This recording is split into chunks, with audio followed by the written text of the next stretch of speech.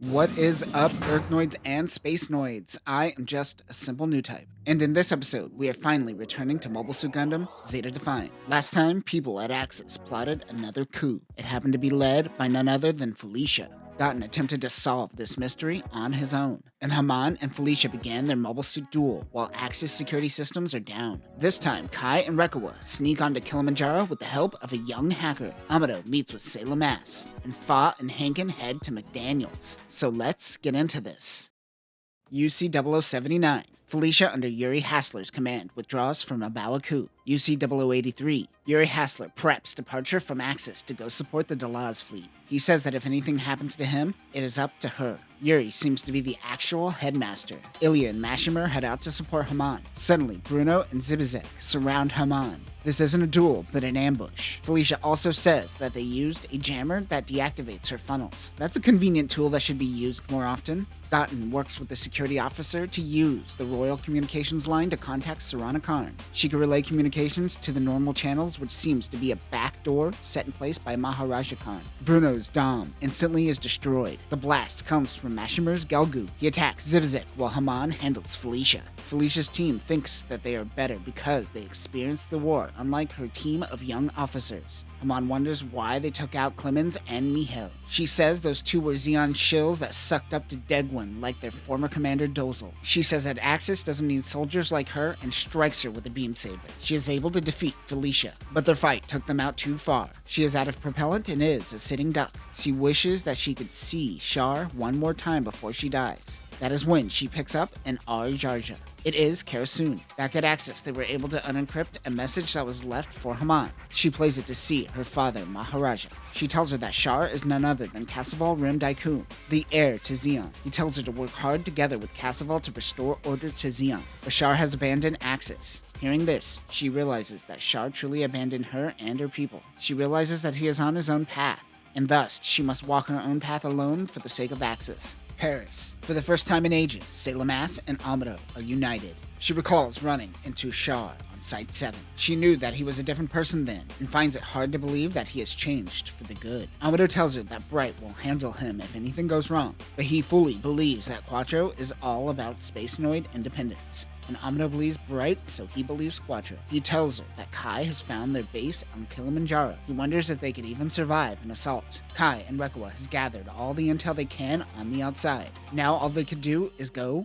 on the inside. They have access to a Fedi ID, but they don't want to handle logging in themselves. They need to outsource this to a civilian hacker. Kai tells her that he knows a little kid that can handle this. He has been looking after this family since her sister was killed in action. Of course, he is talking about Miharu's sister, Millie. Miharu is the girl that went up against the force of a rocket, and the rocket won. I'm running out of ways to say that this girl died because she didn't understand physics. Kai mentions that he feels bad because one day her brother went missing. He is talking about Jill, and if you want to know what happened to him, check out our coverage of 4's story. He ends up at Murasame Labs. She gave Millie an old computer and she ended up learning how to hack. Millie looks at the data and says that the ID they have won't work. She says that the Titans set off a nuke at Jaburo by a guy named Eugene. This is the guy that suicided himself at Jaburo. She wonders if they could use the dead guy as leverage. This also shows that Millie is already caught up on everything going on. Recoa says, "This is messed up. We just made this little girl an accomplice to terrorism. The records of people were supposed to die, and the people who are still alive are 7 members. People like Moar weren't supposed to survive. She could probably create a temporary ID using Eugene that will get them access." At Levian Rose, Fa thinks about Kamille. She goes to watch the mock battle. The Raskill team is going up against Emma's Radish team in their Nemos. Bright explains to Fa that the beam blasts during mock battles are computer-rendered graphics. Emma's team is able to get the upper hand and win the mock battle. She goes to the deck to debrief her team. She notices Fa watching. She is worried about Kamille. Fa thinks if she becomes a mobile suit pilot, she would be able to understand him better. Emma tells Bright of the situation. They come up with a solution. Hinken is going to the moon. The dude looks too much like a military man, so they want Fa to accompany him, pretending to be his daughter. This will allow Fa to contribute without having to pilot. She starts calling Hinken Papa and weirding him out. Kai tells them that they are going to infiltrate the Kilimanjaro base and will need to use Recoa a little longer. Quattro goes, "Yeah, cool, bye." Recoa expected him to respond that way. You better think of her needs before she does something crazy like defect. Kuraba gave them 4 soldiers to help in this operation. They are risking their lives on this mission, but it is worth the risk. Kamille has a dream about 4. He can sense her and knows she is alive. He gets out of bed in his tighty-whities and looks out the window. Quattro contacts Hayato, who is worried about Kai's team. Kamille doesn't know about the Kilimanjaro mission yet and is preoccupied with 4. They are worried about what will happen when 4 and Kamille come together again. Kai and the gang are going to pretend to be Eugene's team from Jaburo, since the Titans don't keep all Federation ID data on their end, and the fact that Jaburo is top secret. They won't question their fake IDs. They go seek refuge at the gates of the base. It works and it gets them through. Paptimus is sending a girl to the moon to act as a spy. His men wonder if she could be trusted, but Paptimus trusts in her new type powers. On the moon happens to be Sarah Zabaroff. Passing by her is Hankin and Fa disguised as father and daughter. At Kilimanjaro, Kai and his team are going through a background check, but they're confused why Titans would send them here. Kai claims it is a Titans top secret mission. The security officer says that's exactly what an AUG spy would say. A Titans member named Felipe comes in asking what is going on. Everything about Kai and his team is suspicious. I mean, have you looked at his face? But then he sees Eugene's name. He knows that his mission is above everyone's pay grade and doesn't know the complete plan.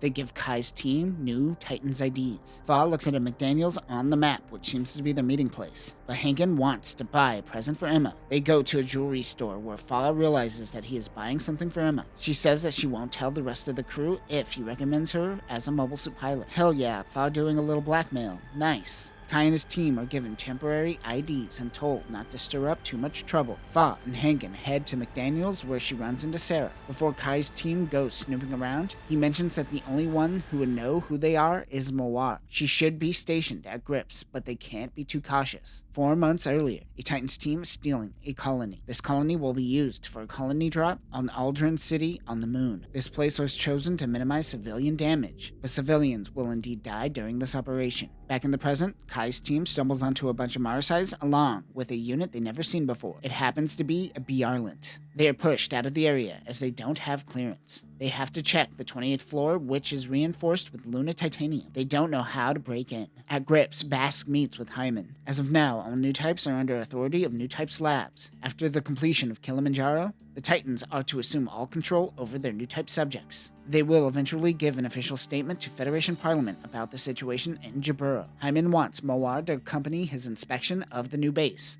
Oh, Kai's about to be outed. Kai's team is inspecting the communications relay. They're going to put a backdoor into their comms so they can send external messages. Meanwhile, Bask is planning an attack on the Aldumla. The Aldumla's next mission happens to be a decoy anyways. While Torchica is being extra catty to Kamille, he wonders why. The Xeon girl says it's because Amado isn't here, suggesting that she is very thirsty for the hero of the 1-year war. Kamille wonders if they have any lovers waiting for them. One of the girls outs herself as having a crush on Bright. Sarah meets with other Titans as they plan on finding a contact at the Lunar City. The reason Paptimus sent Sarah is for seductive reasons. They say that there is a commander named Yonash that she may be able to exploit. Later, Sarah finds Yonash at a bar. She tries to woo him into showing his Titan's ID. Amado tells Quattro that Sayla still doesn't trust him. He suggests that he goes public with his real name, as using a false one is what is keeping many from thinking he is working on the side of good. He agrees, but says the timing isn't right. Kai contacts the team and informs them that the base is impregnable, and they need to come up with a plan that doesn't involve blowing it up. Quattro says that it is made by man, which means there is a flaw. Amado mentions that before Kilimanjaro, the Fedis had Amado do some desk work. During this time, he heard of rumors of a secret weapon. 6 base jabbers approach the Aldumla, which means probably 12 mobile suits will attack. Kamille launches in Zeta GUNDAM. And that will do it for this episode. These random side missions are giving Kai and Recoa more agency than they have ever been given before. They aren't just randos being idiots stuck in the jungle, like the anime. Fa feeling inadequacies since Kamille left is clever motivation to push her into the next stage of her life, being a mobile suit pilot. The attack at Kilimanjaro is upon us. Next time, the Aldumla is gravely damaged. Fa and Hankin work at McDaniels undercover, and Sarah holds an officer prisoner. But that will do it for now, new types. Remember, sometimes your inadequacies can get you into the Gundam. It's the female equivalent of the Bright Slap. Peace.